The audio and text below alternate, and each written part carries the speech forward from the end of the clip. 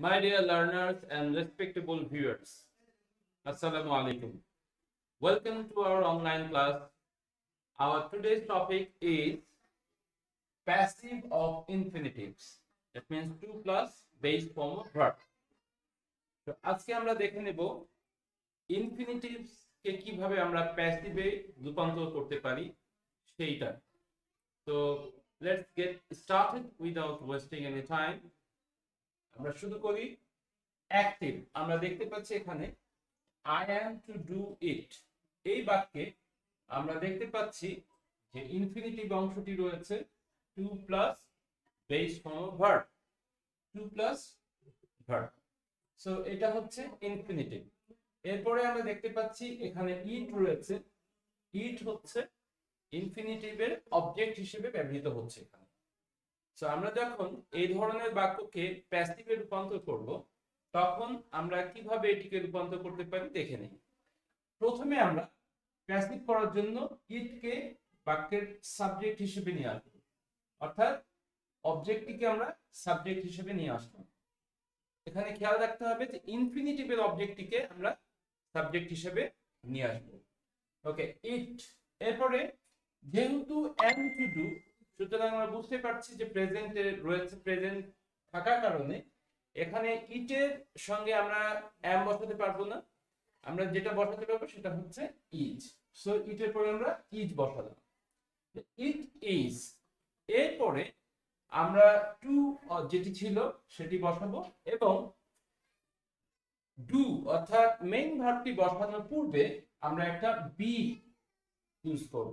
সুতরাং ইট is to B. আর আমরা জানি যে প্যাসিভ ভয়েসের ক্ষেত্রে আমরা ভার্বের থার্ড ফর্ম ব্যবহার করে থাকি, অর্থাৎ পাস্ট পার্টিসিপল ফর্ম ব্যবহার করে থাকি, which is done. So it is to be done। এরপরে আমরা বাই বসিয়েছি এবং শেষে আমরা আই এর অবজেক্টিভ ফর্ম মি ব্যবহার করেছি।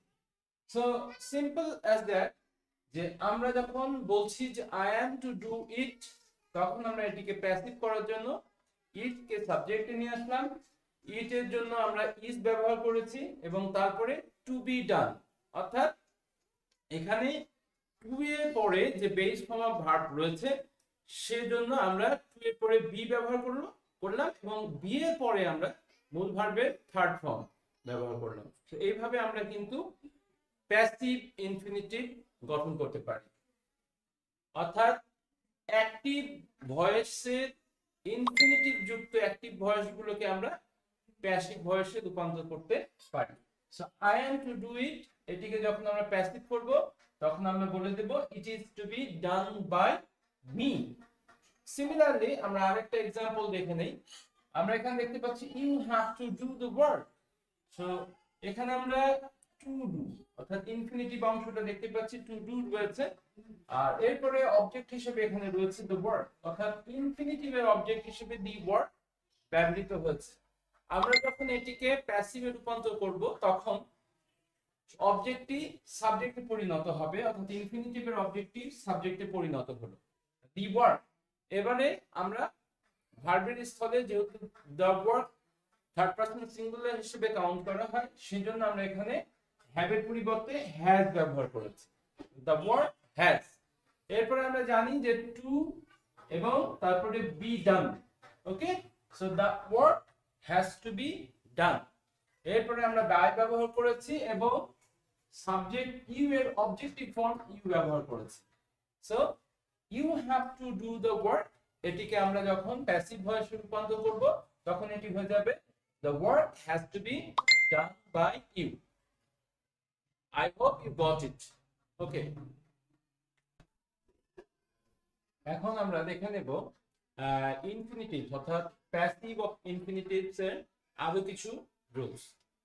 প্রথমে আমরা দেখি verb of liking, loving, wanting, wishing etcetera plus object plus infinitive form. Actually infinitive form their passive with the passive infinitive. Okay, so verb of liking, loving, wanting, wishing etc plus object plus infinitive form their passive with the passive infinitive। অর্থাৎ আমরা বুঝতে পারছি যে আমরা যদি liking, loving, wanting এবং wishing এই ভার্বগুলো আমরা বাক্যে পাই এবং এই ভার্বগুলোর পরে যদি অবজেক্ট থাকে এবং অবজেক্টের পরে যদি to plus base form verb অর্থাৎ ইনফিনিটিভ থাকে এবং অবজেক্ট থাকে একটি, তাহলে যে নিয়মে প্যাসিভ করতে হবে সেটি আমরা এখন দেখে নেব। আমরা প্রথমে একটা एग्जांपल দেখি। আমরা লিখেছি he wants someone to take photographs. So এখানে আমরা দেখতে পাচ্ছি যে ওয়ান্টস এই ভার্বটি রয়েছে এবং এরপরে একটি অবজেক্ট সামওয়ান রয়েছে। সো হি ওয়ান্টস সামওয়ান, এরপরে আমরা দেখতে পাচ্ছি ইনফিনিটিভ রয়েছে। ইনফিনিটিভ অর্থাৎ to plus base form verb, তাহলে he wants someone to take, এরপরে ইনফিনিটিভের অবজেক্ট হিসেবে ফটোগ্রাফস রয়েছে।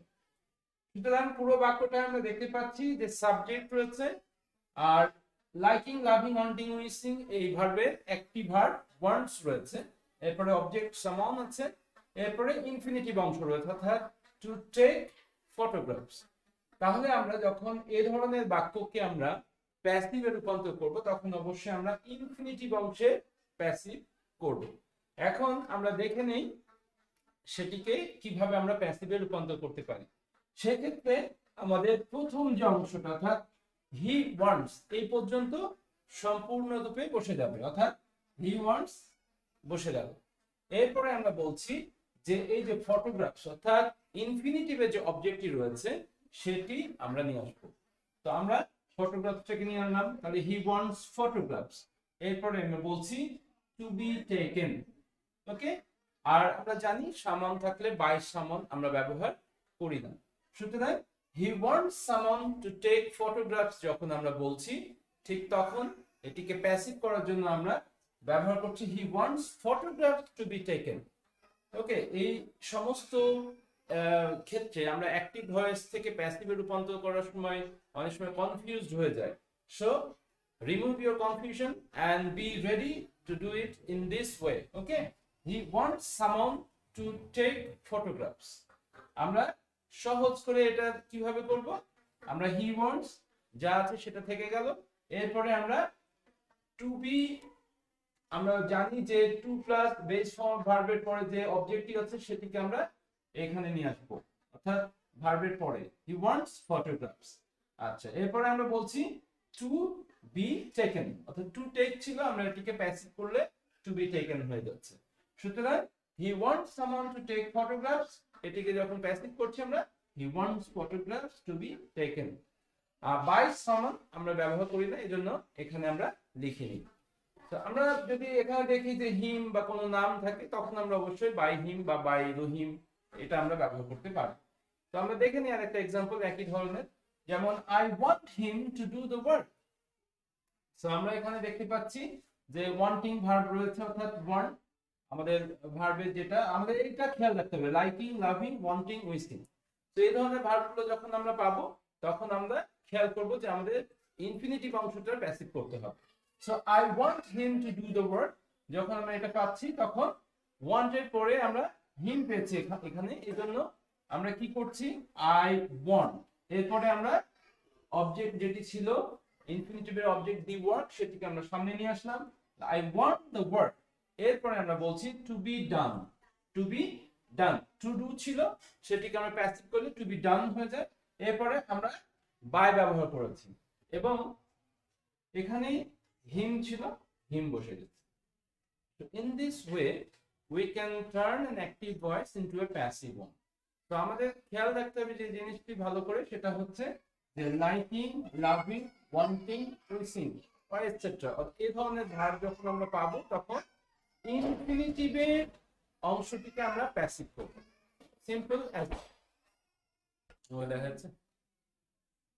এখন আমরা দেখে নেব there plus be plus subject plus infinitive যুক্ত অ্যাক্টিভ ভয়েসের সেন্টেন্সকে কিভাবে প্যাসিভে রূপান্তর করা যায়। প্যাসিভ ভয়েসে রূপান্তর করার ক্ষেত্রে রুলসটা খুবই সাধারণ, সেটা হচ্ছে যে দেয়ার প্লাস বি এবং সাবজেক্ট ঠিক থাকবে, এরপরে হচ্ছে আমরা টু ব্যবহার করব এবং টু এর পরে বি ব্যবহার করব এবং শেষে ভি3 অর্থাৎ ভার্বের থার্ড ফর্ম আমরা জানি যে ভার্বের পাস্ট পার্টিসিপল ফর্ম ব্যবহার করব। সো এইভাবে আমরা অ্যাক্টিভ ভয়েসকে প্যাসিভে রূপান্তর করতে পারি। আমরা এখন এক্সাম্পলের মাধ্যমে এটি দেখে নেওয়ার চেষ্টা করব। আমরা দেখতে পাচ্ছি there are lots of things to do। So আমরা এখানে দেখতে পাচ্ছি there এর পরে বি ভার্ব আর রয়েছে, এরপরে সাবজেক্ট হিসেবে lots of things রয়েছে। সো এরপরে আমরা দেখতে পাচ্ছি ইনফিনিটিভ অংশ অর্থাৎ টু ডু রয়েছে, টু ডু রয়েছে। So there are lots of things to do, এটিকে যখন এই অ্যাক্টিভ ভয়েসটিকে যখন আমরা প্যাসিভে রূপান্তর করব তখন আমরা ইনফিনিটিভ অংশটির প্যাসিভ করব। সো আমরা একটু দেখে নিই সেটা কিভাবে হবে। আমাদের এটা ঠিকই থাকবে, অর্থাৎ there are lots of things এ পর্যন্ত ঠিক থাকবে। এরপরে শুধু আমরা টু ডু এর জায়গায় to be done, okay, to বসালাম, টু এর পরে আমরা একটা বি বসালাম এবং মূল ভার্বের থার্ড ফর্ম অর্থাৎ পাস্ট পার্টিসিপল ফর্ম বসালাম। তো এটা একেবারেই সহজ। there are lots of things to do, এটিকে যখন আমরা প্যাসিভ করব তখন আমরা বলবো there are lots of things to be done। আচ্ছা, আমরা আরেকটি एग्जांपल দেখে নেই। there is no time to lose, okay. So এখানে আমরা দেখতে পাচ্ছি there is এবং সাবজেক্ট no time রয়েছে, এরপর to lose, ওকে। সো এটা যখন আমরা প্যাসিভে রূপান্তর করব তখন আমরা একেবারে সেম নিয়ম, অর্থাৎ সম্পূর্ণ ঠিক থাকবে there is no time এ পর্যন্ত ঠিক থাকলো, এরপরে to be আর lost এর থার্ড ফর্ম অর্থাৎ পাস্ট পার্টিসিপল ফর্ম লস্ট বসাবো, তাহলে আমাদের প্যাসিভ হয়ে যাবে। তাহলে there is no time to be lost, এখানে to lost ছিল, যেটিকে প্যাসিভ করলে আমাদের হবে to be lost। So in this way we can turn an active voice into a passive one, okay। So আমরা আজকে শিখলাম প্যাসিভ অফ ইনফিনিটিভস। আশা করি আজকের টপিকটি তোমাদের অনেক বেশি ভালো লেগেছে। Hope you enjoyed it a lot. Thank you so very much for being with me. Hope to see you soon. Till then, goodbye.